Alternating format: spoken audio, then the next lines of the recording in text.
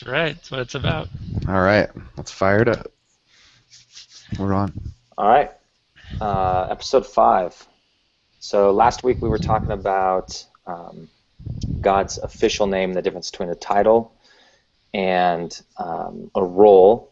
And I think that's a really great topic, and grateful that it was brought up. And I think we'll continue to keep talking about that through different sessions or whatnot. But today it was interesting. I actually just got back from a meeting with a great friend of mine, Josh, who's a mentor of mine and a friend. And he was, I guess I should preface it with, Megan and I recently, a couple weeks ago, decided that we're going to move down to Costa Rica to serve in this village that we've been working in for the last 5 years. And he asked me a question. He said, how do you make decisions? And one thing he presented to me, he said, do you think it's a wise idea to use the fleece analogy to make your decisions? And we had a really great conversation about that, and I think that'd be something really good for us to kind of unpack here.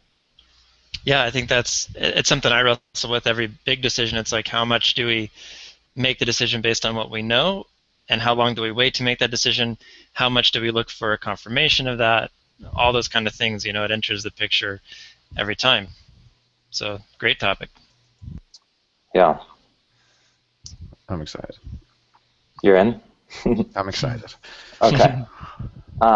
Yeah, I think so. The first thing that stood out to me was when do you use the fleece? I mean, it was obviously a tool. God's given us a lot of tools for all things in life, and so I think the first thing that stands out to me is He's given us decision-making tools. And the first one is, I think He gave us His Word. It's a living document to guide our life, and I truly believe that it can guide, every decision that we encounter. And in addition, so that's one tool. I think that's probably should be our core tool. But then He's given us these other things like examples, which would be the fleece, or fasting, prayer. The Bible talks about using advisors. And so maybe we can kind of unpack some of these tools, and maybe we can answer that question: when is it right to use the fleece and not, or just dissect it? I don't know. Maybe we don't even have an answer to that. Yeah, no, I think it's a very valid question. Like, another thing I've wondered about, there's some of those other tools we don't really see in operation today. I mean, they had the casting of lots, and that was frequently used. Israel would decide whether to go up to battle or not based on that a lot of times. And I think in our own lives, that's a very fascinating concept, because we always have this spectrum of things we could do. These problems we could attack, or these issues that we could drive into, but how much? So one of the questions in my mind is, how much is there a difference between decisions where there's a concrete answer, Father has a specific plan for our lives and He wants us to make a specific decision to forward that plan, or versus other decisions where there's multiple options that would be fine and they all play into His plan? Mm-hmm. Yeah. That's a hard question to answer. Yeah. So maybe do any of us have the story of the fleece? That might be a one thing that would be really good to just summarize Gideon's story and when he laid out the fleece. Do either one of you guys have that memorized or know it, that we could kind of paraphrase it quickly? No. Not well enough to do it justice, but I can pull it up real quick and skim it. And we could just read it. That might be just a great place to start. So. Yeah, and the interesting thing about that story was he did it twice, so it wasn't just a one thing, and so there was confirmation there. And it's interesting because one of the questions that's always stuck in my mind is, at what point does it go from asking the Creator for confirmation versus just testing Him in unbelief? Because there was an example where a king essentially did, as far as I can tell, did the exact same thing as Gideon and wanted a sign about something Yahweh said to do, but at the end of it, it was like he was disobedient, and he said, because you asked me for this confirmation, like, you're in trouble. And so what's the difference between those two stories? And maybe we can look that up too and find that specific example. Yeah, I think there's a certain amount of reverence that I think about when I even consider putting these things out there. I feel like, who am I to even test God to say, hey, if you do this, then I'll do that? And so Hmm. I find that I rarely kind of put the fleece out there for that reason, and I don't, and that might be the wrong reason, you know. Maybe we're allowed to do that, but there's a certain amount of kind of reverence I think I feel of, I don't know, who am I to say, God, if you do this, I'll do this, you Hmm. know? And, and I guess the ultimate thing that I haven't got to full circle with yet is I actually, or I mentioned in the beginning, but I truly believe that the Bible has already outlined it, like most of our decisions for us. So it's funny when we talk about, I'm going to pray and see what God wants me to do here, when usually if we just dive in a little bit, he's probably already answered the question, and Hmm. he says that he never changes and that he's always consistent. So if he told us, to take care of the orphans and the widows, the question should never be, God, should I go help the poor people down my street? The question might be, what's the best way I can help them, or who should I help because I only have limited time and resources. But I think a lot of our questions are already answered in the scripture, and Hmm. yeah, Yeah. so maybe the answer for the fleece, when to lay out the fleece, and we should tell the story here in a second, is if the Bible didn't already answer the decision you're asking in its own text, then maybe that's a good time to lay out the fleece, because I think that when Gideon laid out the fleece, it was to a decision that the Bible hasn't already articulated or made clear. And so maybe that's a good, like, it's a secondary tool. Like, our first tool could be, what does the Bible say about this? And if it's already said it, there's not a whole lot to pray about it or ask. If it hasn't, maybe we can use these other tools like fasting, prayer, counsel, laying things before God, stuff like Right. that. And It's in. Oh, go ahead, Shaw. I have a question, like when you guys are talking about, and again, we'll read, like, I think touching on the story would be good, but like when you're talking about laying out the fleece, like, I mean, are you literally laying out the fleece, or are you saying, like, is that like a figurative thing, like, oh, I'm gonna lay out the fleece, or did you like go put something out on your deck, or because I think there's also a big difference. Like, I think Gideon, he's literally laying something out. He's Mm-hmm. not just saying, oh, I'm gonna bring this idea in front of the Lord and see what happens. It's like, no, he put a physical object on the ground, and this thing happened. And like I've used that idea of like laying out the fleece before, like Mm-hmm. put it out there, see what God says or whatever, but I've never taken, a fleece and gone and laid it on the ground and Yeah. it was wet or dry. And I think it would it's kind of interesting. Like, I would love to see, like, what does it mean to lay out a fleece? Does it mean put it out, or does it mean like let's just bring an idea forth? Because Yeah, well, no, I think it established a principle, at least in the sense of precedent. Here's an example historically of something that happened in this certain way, and it established a one possible tool that Father can use in the sense of a principle. hmm, Thinking of like a real life example, just recently we were praying about whether or not to buy this little house as kind of an investment property, and we were talking about close friends of ours, and we were, just looking at that. And the little quick backstory is this was a property that our friend had wanted to purchase before, and had tried to, but it wasn't available. And so then a couple years went by, and the owner approached them out of the blue and said, "Hey, it's come time. We want to get rid of this property. Are you still interested in buying it?" And so my friend was really, praying about this and saying, Father, should we do this? Is this something that you can use? And that day, as they were praying in their bedroom, they were looking out over the window, and they can see this property from their house. It's kind of behind theirs. It's right up against their current property, and there was a huge rainbow end to end over this house as he looked out the window when he was praying this. And that's, I mean, circumstantial, maybe coincidental or whatever. The interesting thing about that, however, is that one of the big question marks on whether to purchase his property or not was the fact that whenever the town floods, it's in a low area, and so it's flooded out a couple times, and no damage in the house itself, but the crawl space has seen water and stuff. So it's really fascinating. Here you have a symbol that Father used in the scriptures connected to, you know, the promise that the earth will not flood again, and now you have it connected to this property where we're asking the question, should we buy this place? But like with everything else, there's the principle of multiple witnesses. So that by itself, in my opinion, is not enough to make a decision. Mm-hmm. But Father can use multiple things like that that kind of point in the same direction. I love you said multiple witnesses. Maybe we can document, and we'll put this in the video, but tools that we see to make decisions. And I think multiple witnesses is a huge one.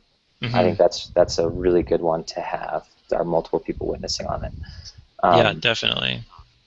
and for me, Shaw, laying out the fleece, yeah, I've never laid out a blanket, although I did think about it at one point when I was wrestling with getting married or not, if I was being called to a different path. Um, but I've always seen it as like physical things. So the example that Josh brought up in our conversation today is he just had some people that the fleece was, um, if their house sells, then they're going to do something Mm-hmm. X for the kingdom or whatever. And we were kind of walking through that. And you know, I don't know if it's something God's already outlined, then it shouldn't have anything to do with the fleece. Shouldn't be, does the house sell? And that's why I think that first gate or filter should be, what did the Bible already say about this? Yeah, one of the teachers I really respect, and I've gotten a lot out of her material in the past. She makes the point that um, at some point that becomes an excuse to not be obedient, and I think that's almost a backwards approach.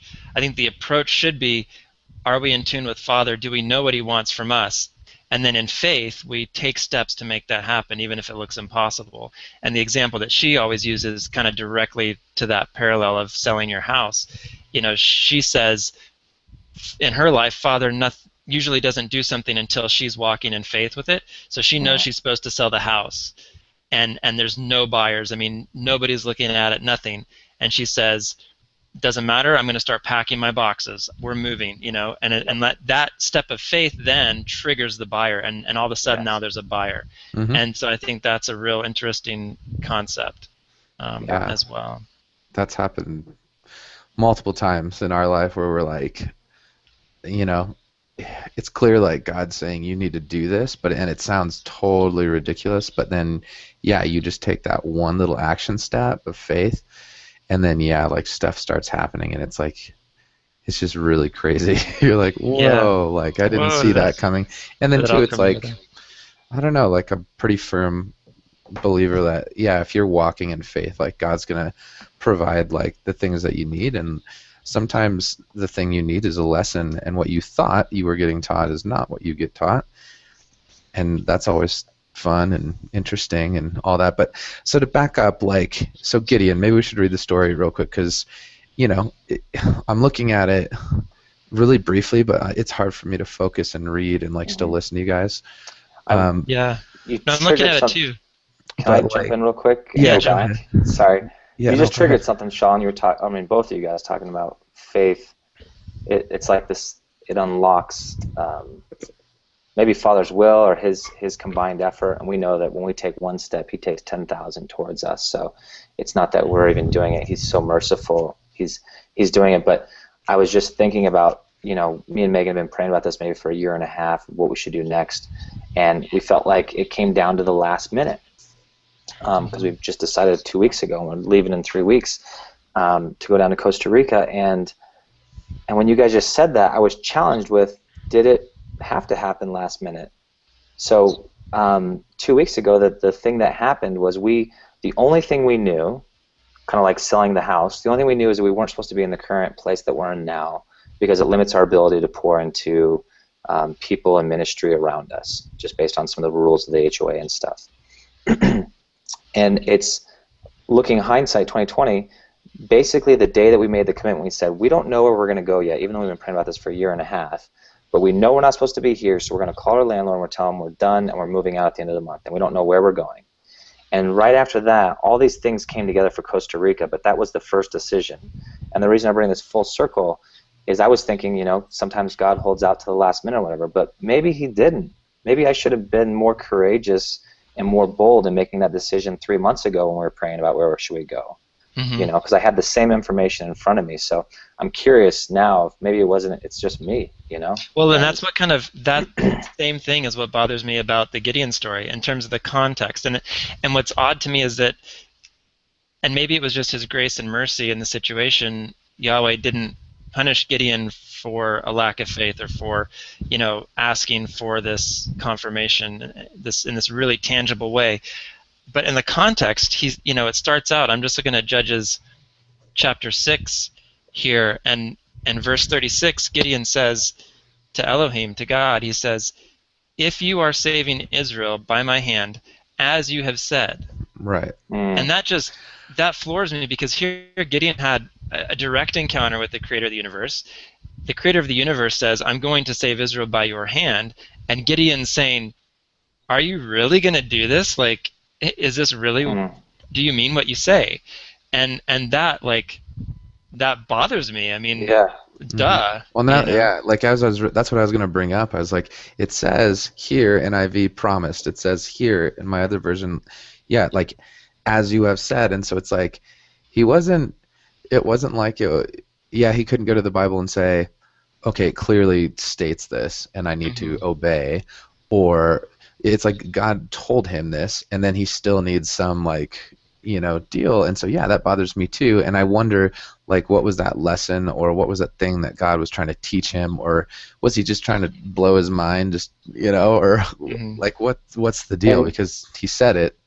Yep. And then the other side of it is God is so patient with us. Like his loving commitments never end, and his patience, I mean, is unlike anything that we understand. So obviously it does drive me nuts too when I look at that, but I think about how stubborn I've been and stiff-necked, and how many times God's been so patient with me, even when He said it. Yeah. I completely relate.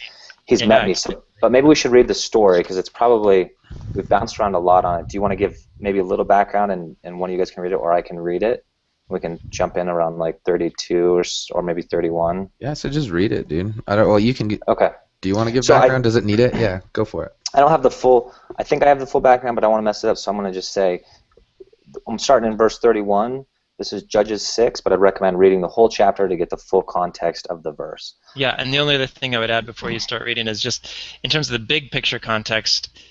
At this point in time, Israel is without a leader, and so this is sort of the dark ages, if you will, between Moses and Joshua, and before the kings were established. And so there was this kind of cycle going on of Israel drawing close to their king, their heavenly king, and then pulling away from their heavenly king through idolatry and other things, and periods of bondage and periods of deliverance. And so this is the context we find Israel in, and maybe one of the reasons why Gideon was so uncertain about this, because that is the situation. There is not a single human leader at this point in Israel, and I completely relate to his doubt, because like same kind of thing, we get in that situation. We say, "Father, are you really going to do this?" Even if we think we know what He's going to do, even if we've heard from Him, and it's so easy in our human nature to want something tangible, just physical, like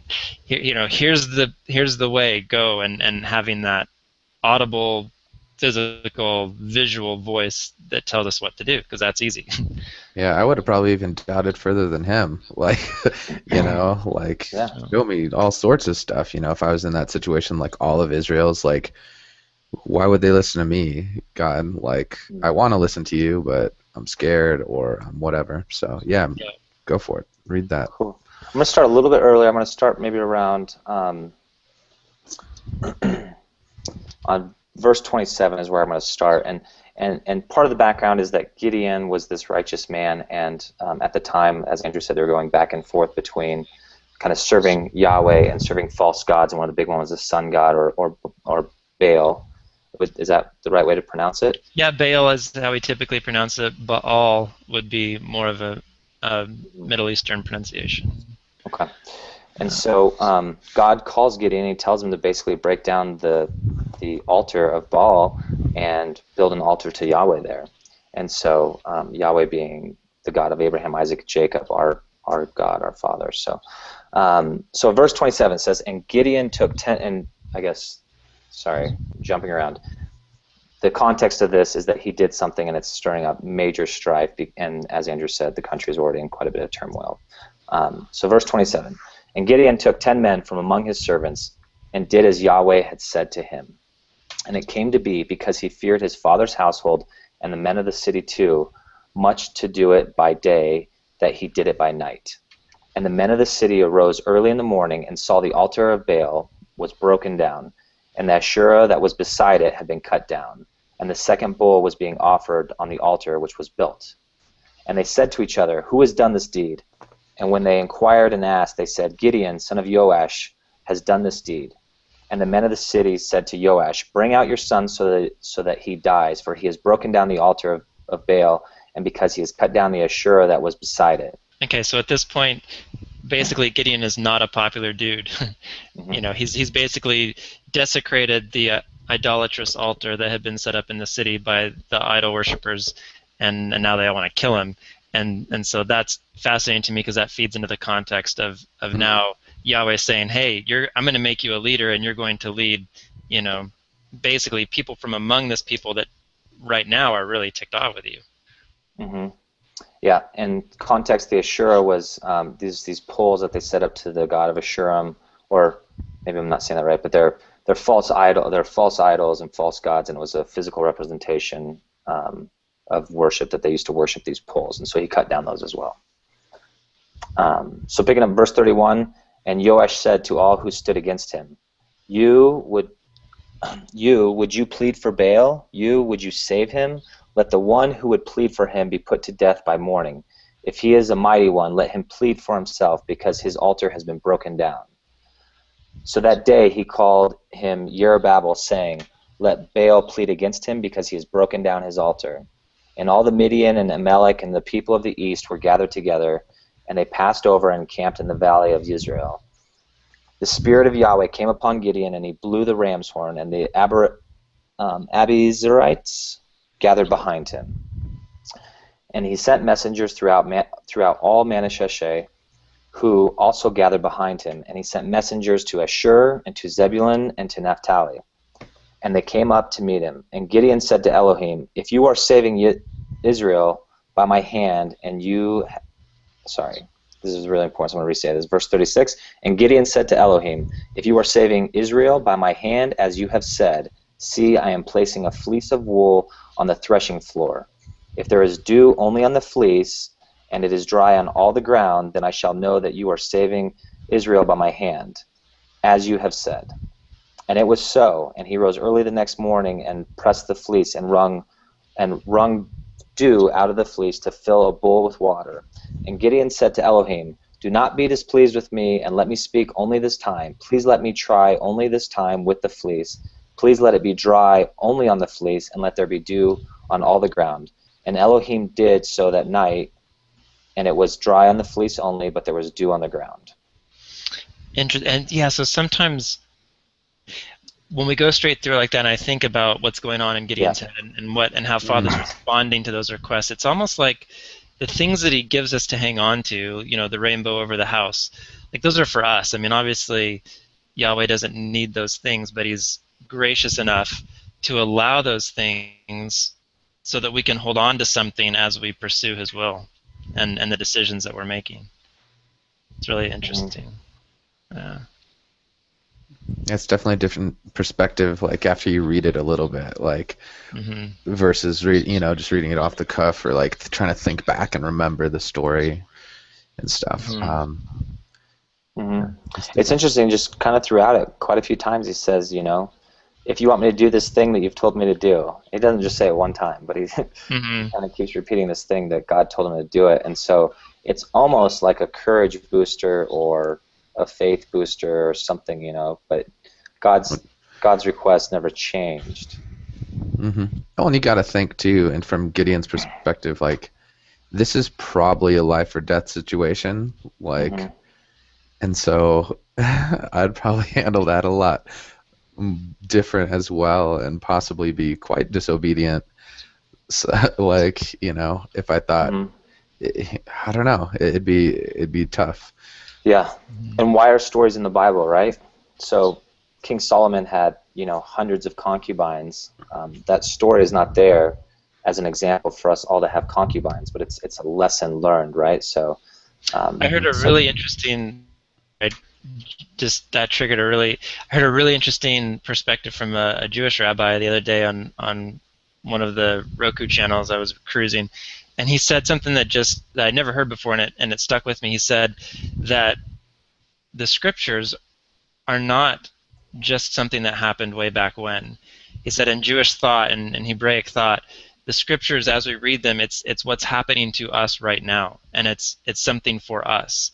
And yes, it happened back then, but it's also an insight into what Yahweh's people are going through at every particular moment in history. And that was really fascinating to me, because I think you can kind of look at that, and even with Gideon, I mean, it's easy to have the perspective of, yeah, there's applicable principles all throughout the Bible, and it's a good lesson. But when you take it more literal than that, when you realize it's like the story of all history and future history repeating itself in all of our individual lives, it has a lot more direct application to who we are, what we do, what we say, how we react to situations, and that, and on there. So interesting. Yeah. So I think in that story, I mean, there's probably a lesson to be learned. I mean, I think looking back, we can see God had already asked it. How can we be more obedient when God asks us without having to lay out the fleece, and really just believing and having that faith? I think that would be good. But maybe we go back to it. When do you guys think it's good to lay out the fleece, or is it? That's so tough. That's so tough. I mean, I think you nailed it like earlier. Like if it's already predetermined, stated or whatever, and the Lord doesn't change and all that whole thought. Like I think that's a good example of like stalling or justifying or trying to like get out of something maybe you're supposed to do or whatever. And like that, I can relate to that a lot. Like right now, because I'm learning a lot of this stuff, and this is actually part of the thing. Like it probably will spin into a different podcast, but it's just like when learning things and pursuing truth, like not everything seems like you don't know if it's like absolute truth. Like, did God say that? I don't know. I'm still figuring that out. I'm like testing it. I'm reading. I'm trying to put all the puzzle pieces together. Like, so it's like just because some guy says it, or even because you guys, like my best friends, say something, like, why should I do that? Like, because you can say till you're, like you can say, well, the Bible clearly states that, and it's like, cool, I'm glad that clearly states it to you. It's not quite as clear to me, because of like however I grew up or what I was taught or what, junk is in there or whatnot, so it's like just working that out. And I think maybe, okay, relating the fleece to that idea, maybe, see, I still think that would be maybe not the time to do the fleece. Like I think when you're approaching like commands from the Lord and His Word, I think that's more of like keep reading and keep praying and asking Him to show you and connecting those dots. Whereas like I think your Costa Rica thing, different situation, right? It's not like the Bible doesn't say go to Costa Rica. It's just like, okay, there's this thing. I feel like I'm supposed to do it. I'm not quite sure. Like, I mean, did God say go to Costa Rica to you and Megan? Like, He might have, and if He did, maybe you did stall out. But like, maybe it's just like, well, I really feel like this is a thing. Let's put something physical on it. Like, and I don't know. Maybe that's a good example. Man, you struck up three big things for me. I'll try to be concise. I'll start with one. Costa Rica, interesting. We never laid out the fleece, but the piece that I'm seeing is when we talked about when we take an act of faith, God moves on our behalf. And looking back at that, I see we knew for a long time we weren't supposed to be here. But we never drew that line in the sand. But it's like, it's so interesting that the day we did that, everything else came open. And does that mean that that was all going to happen at that time? Or could I have, instead of us trying to pack up our lives in 3 weeks, could I have alleviated some of this pressure by making that first decision 2 months ago, 3 months ago, even though I had no other things? To Andrew's example, his friend or the lady or whatever, maybe she knows she needs to sell her house. She don't know what's going to happen after that, but she's just going to start packing her boxes because she believes that's the only piece she knows. So being obedient with just the single pieces we know. We don't have to know the whole picture.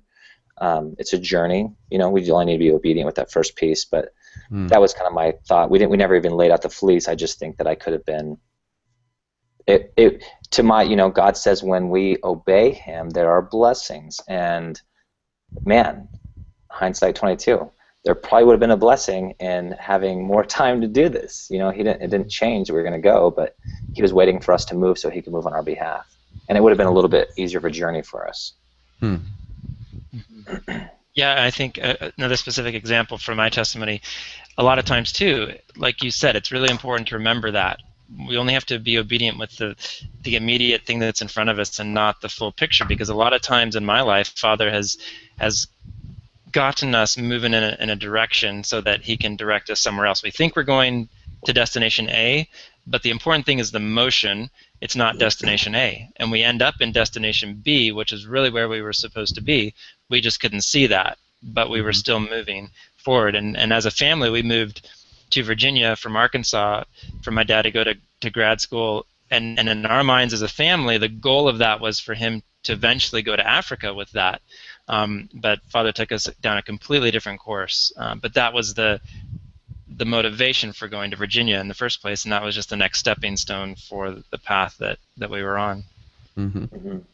Yeah, I was like, since we're on the story train, like one time that I can think of, like a faith step would be right after high school. Like two of my best friends and I decided we were going to go to a environmental like Christian camp in Zimbabwe and help out. And we prayed about it for a year. We bought tickets. We did all the stuff like that we were supposed to do to get in. We had committed to it. And like 2 weeks before we were supposed to leave, like civil war like broke out in Zimbabwe, and they called us and said you can't come and all this, and we're just like, oh, but we like took all these steps and to get there and stuff, and we're just like, all right, like we have the tickets, let's just like start emailing all of Africa and see if anybody needs help. And like someone did, and like we ended up in South Africa, and we learned a lot there, and it was totally different than we thought. But like I think it was interesting that even sometimes you wait to the last minute, or sometimes you start planning a year and a half in advance and like doing all the things, and you have your mindset like you're going to this one place,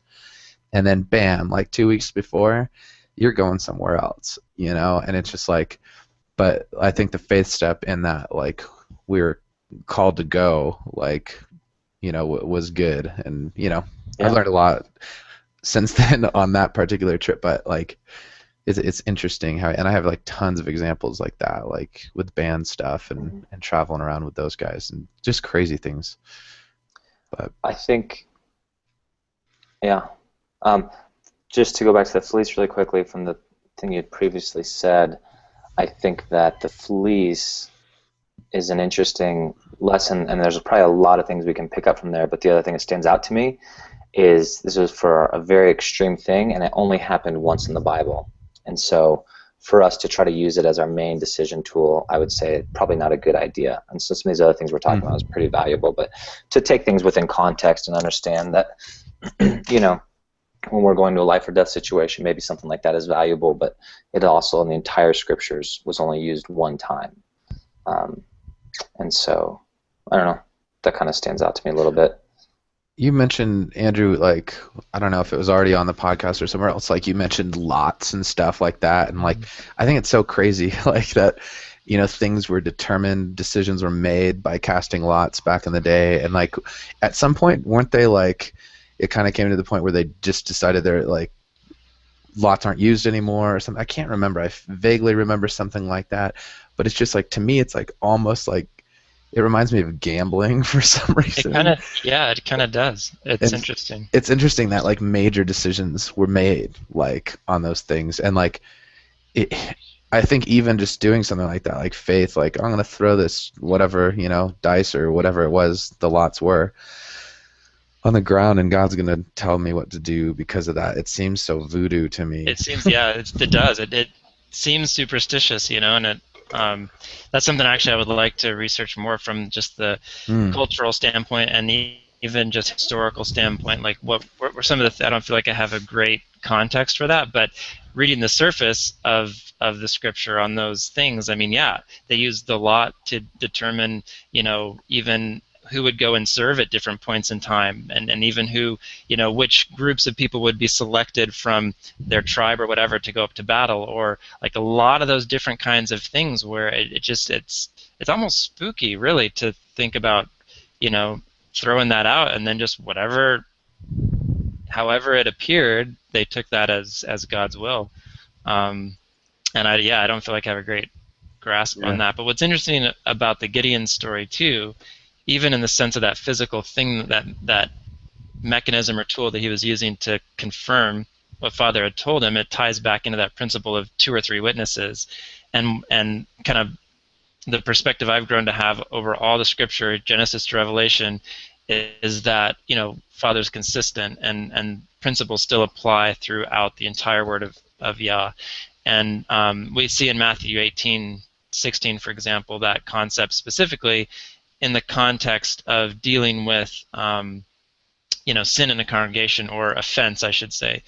And that's the famous Matthew 18, if a brother offends you, and here's how you deal with that in an orderly fashion. But the conclusion of it is, in Matthew 18:16, it quotes the Torah, the instructions, the law, and says, by the mouth of 2 or 3 witnesses, every word might be established. And so there's a principle that kind of connects back to, in this case, it's saying, in order to have a valid kind of judicial ruling in the body of Messiah, if a brother has offended another and is unwilling to make reconciliation, 2 or 3 witnesses can establish the ruling that the congregation arrives at. And then I'm really hesitant to kind of over spiritualize things as well, but I think in this case that principle applies, and we see it very clearly with Gideon. He had 3 witnesses basically. Father said, do this. He put out the fleece the first time. Second witness, he put out the fleece a second time. Third witness. And we also see this in Messiah, the way he said, don't believe my words. There's witnesses that speak of me. The miracles that I do, the Father in the heavens, and so on and so forth. And so even he applied that to his ministry to justify his role as King Redeemer, and said there are multiple, and even I think John the Baptist and a couple other places, like there are 3 witnesses: the blood, the Spirit, and one other, can't remember off the top of my head. But so we see that kind of concept even in what we call the New Testament throughout.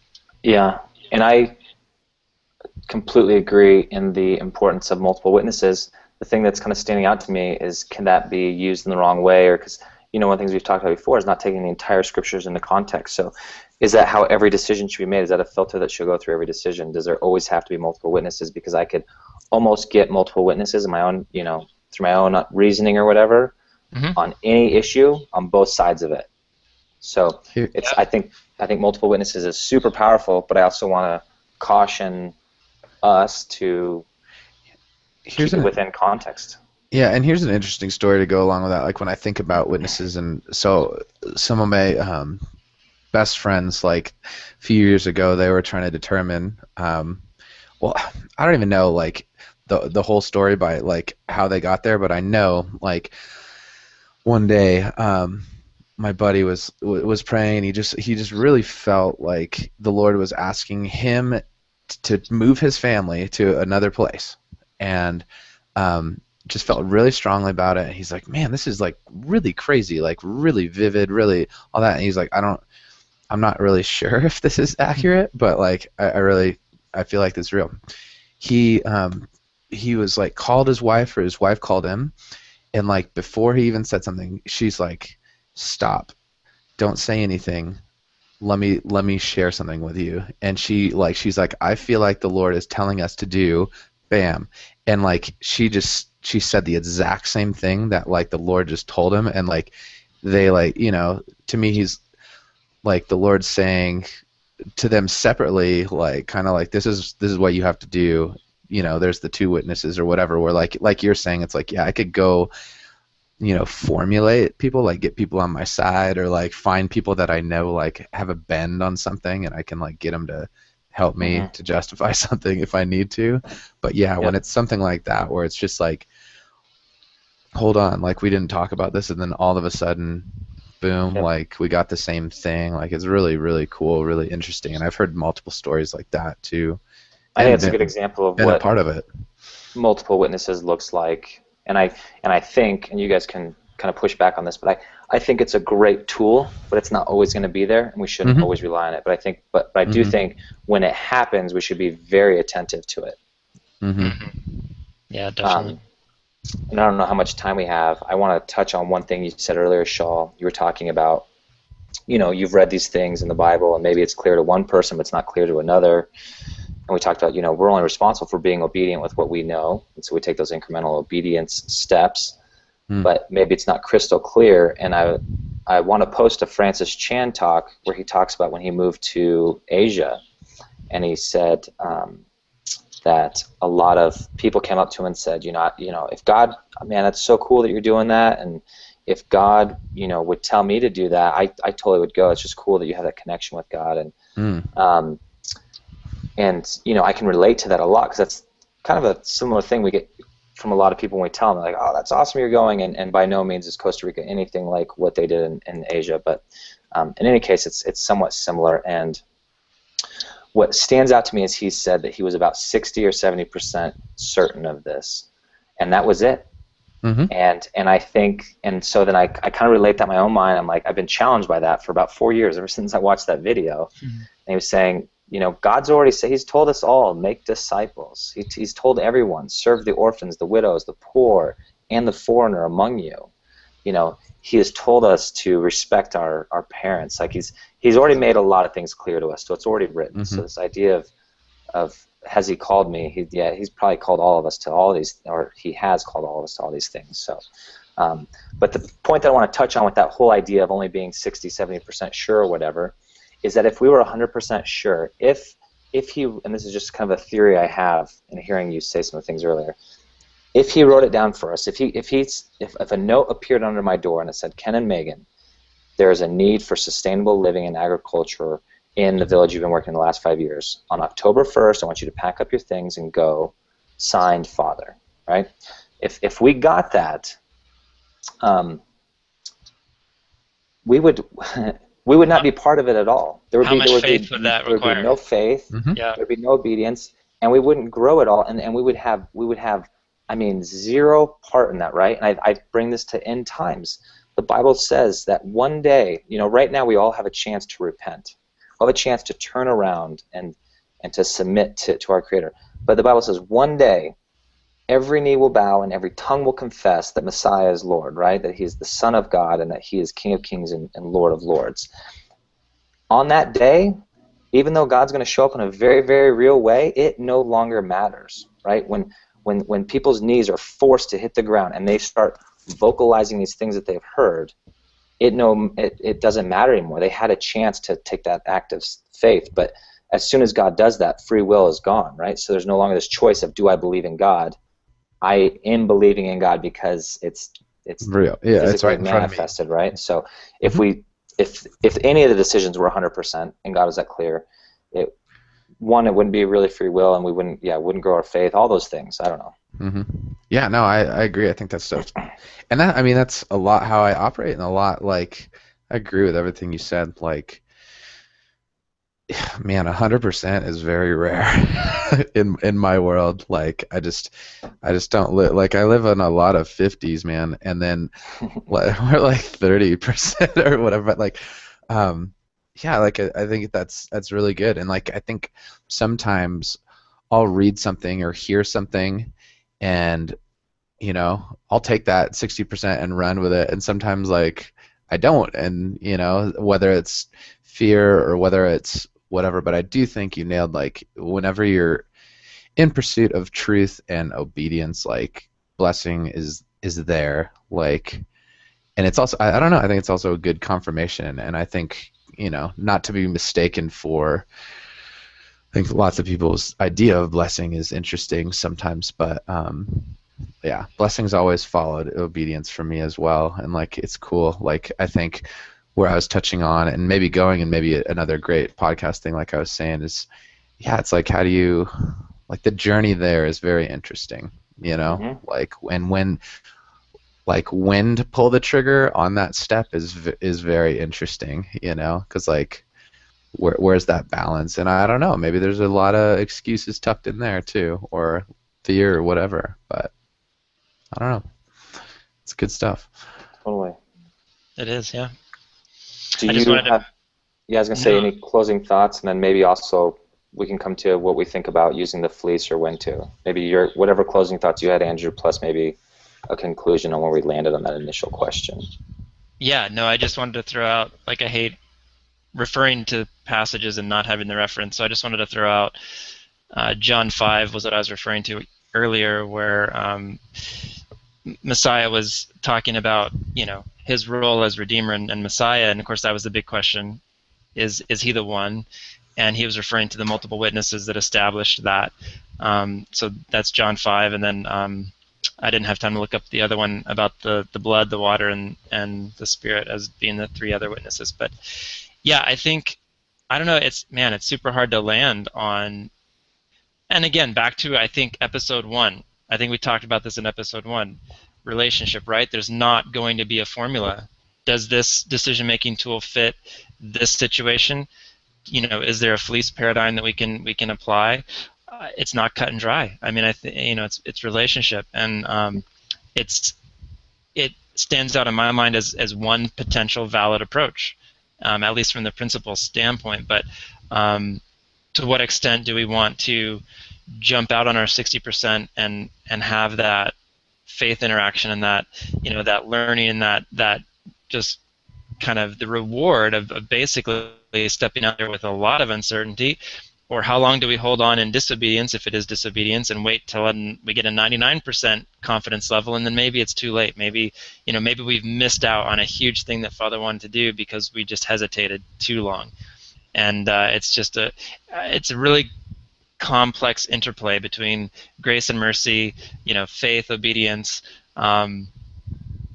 It's relationship. Yeah, I agree. I think context is everything. Walking in relationship, hearing individually is good. My own take, I think that I would say I believe that with those things considered, I still think that we should start at the Word and see what it says, because a lot of the time the Bible has already answered questions that maybe we're considering laying a fleece out.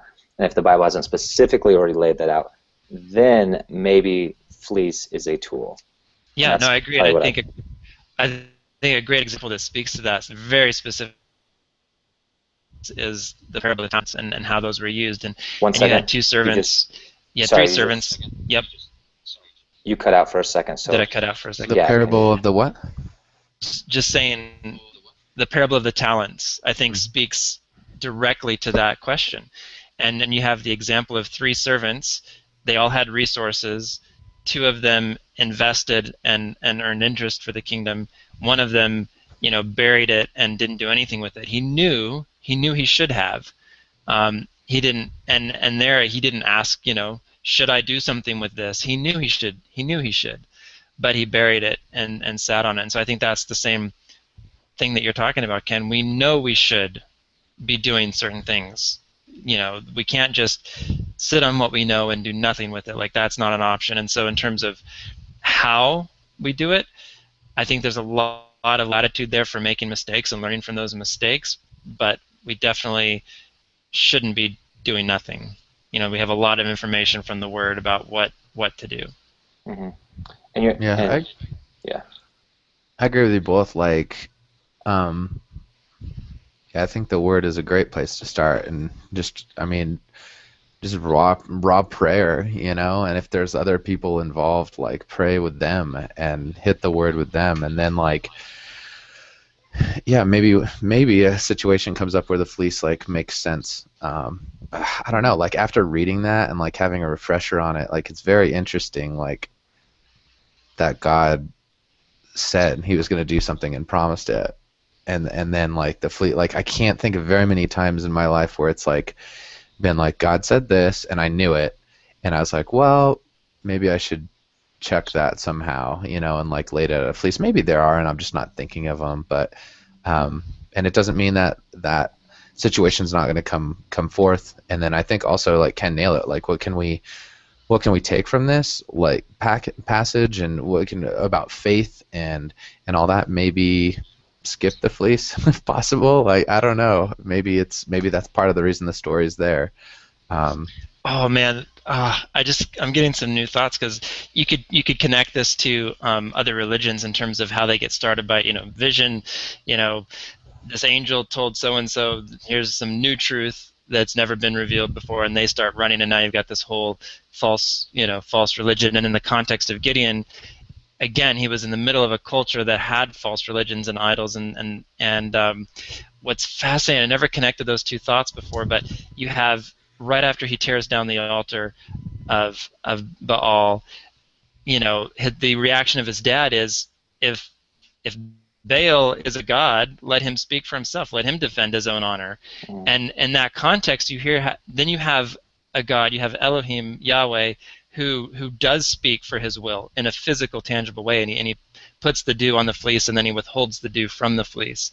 And that's something that Baal could never do, right? Because Baal doesn't exist other than in false worship. And so it makes me think of the passage that says, "Test the spirits," and maybe there is kind of that communication. Was it a communication? Was the fleece a principle of communication between man and his creator? It's kind of a new spin on it that I hadn't thought of before, but in the case of, I'm thinking of like the angel Moroni and stuff, and you've got Joseph Smith, and you have this whole tangible, physical, sort of meta-spiritual experience that was just a load of falsehood, really, and yet, that was never tested and proven invalid. And so it's fascinating to me, because we could get what we think we're hearing from God.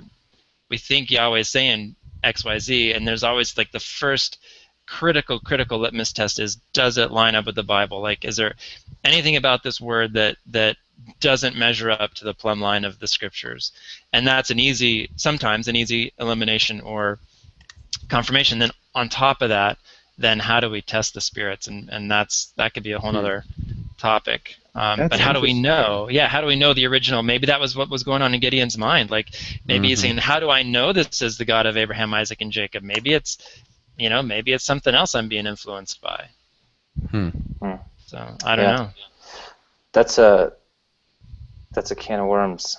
It is a can of worms. It's good. It's something to fully explore. So yeah, I agree with that. That's very interesting. Or I agree that's very interesting, and it's a new thought that I could explore personally.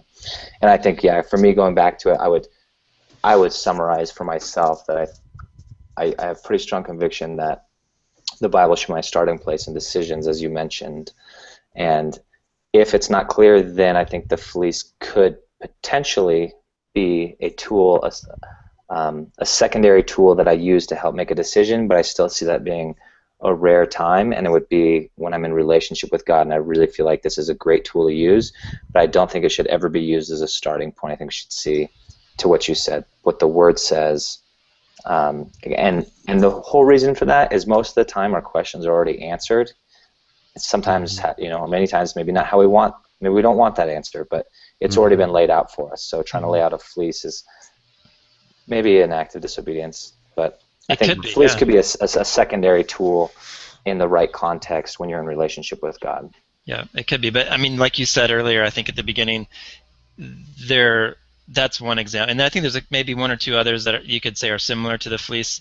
But you look at the hundreds, if not thousands, of examples where there was direct communication between Yahweh and his servants, and there was never that kind of fleece principle in play. It was always just, here's what he said to do, and they did it, or they rebelled and didn't do it, and then there was consequences after that. Mm-hmm. And you're saying direct communication with Yahweh, but we still have that today. Absolutely. One through prayer, but also specifically through His Word, His living Word. So we have that direct communication with our Creator. Yeah, and with His Spirit inside us, to the extent that we've eliminated other voices from our lives, the distractions, everything else. I mean, He's always speaking to us constantly. It's a matter of, are we dialed into His frequency, or are we dialed into some other frequency? And what are we receiving? What's our brain receiving? What's our spirit receiving? Yeah, and far too often we're not dialed into His frequency. He's broadcasting, but we're tuned into something else. Absolutely. Cool. Maybe we'll pick up next week with decisions and how we go about making decisions, kind of the thing that you were asking, Shaw, that topic that you were unpacking. So maybe we'll pick up there. We good to wrap? And how to hear His voice. I think connecting that with how do we hear His voice, the right voice. Mm-hmm. Yeah. No, that'd be fun. Big one. So if you have ideas on that, just send an email to ask@neversettle.it. Yep. Till next time.